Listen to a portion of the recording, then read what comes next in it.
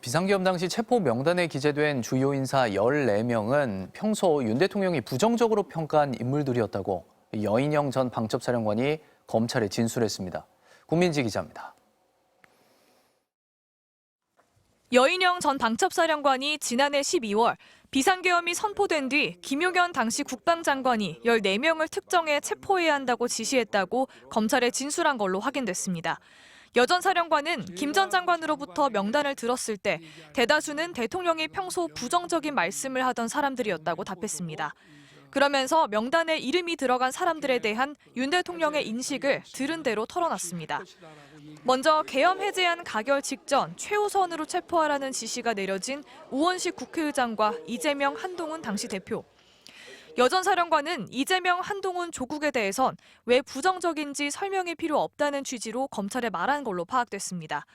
우원식 국회의장에 대해서는 윤 대통령이 평소 당 적이 없는데 민주당에 편파적으로 국회 운영을 한다고 말했다고 진술했습니다.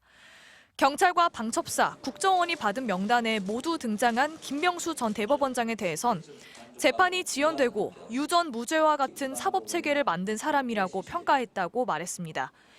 민주당 김민석 최고위원을 두고는 이재명 대표와 가깝고 대통령을 상대로 정치적인 공격을 많이 한 종북 주사파의 핵심이라는 윤 대통령의 말이 있었고 김 의원의 형인 김민웅 촛불행동 대표도 비슷한 이유로 싫어했다고도 했습니다.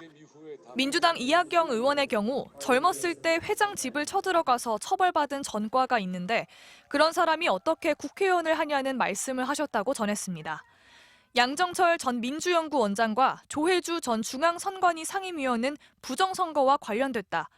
방송인 김어준 씨는 여론조사 꽃을 통해 여론조작을 하는 사람이라고 윤 대통령이 평가했다고 전하기도 했습니다. 여 전 사령관은 그러면서 윤 대통령이 비상조치권을 사용하면 이 사람들에 대한 조치를 해야 한다고 말했다고 했습니다. 체포 명단에 속한 인물 대다수가 윤 대통령이 평소 낙인을 찍은 인물이었다는 게 여 전 사령관의 진술로 드러난 셈입니다. 여 전 사령관 측은 해당 검찰 진술에 대해 그런 진술을 한 적이 없다고 반박했고 윤 대통령은 체포의 채자도 꺼낸 적이 없다며 관련 의혹을 계속 부인하고 있습니다. MBC 뉴스 구민지입니다.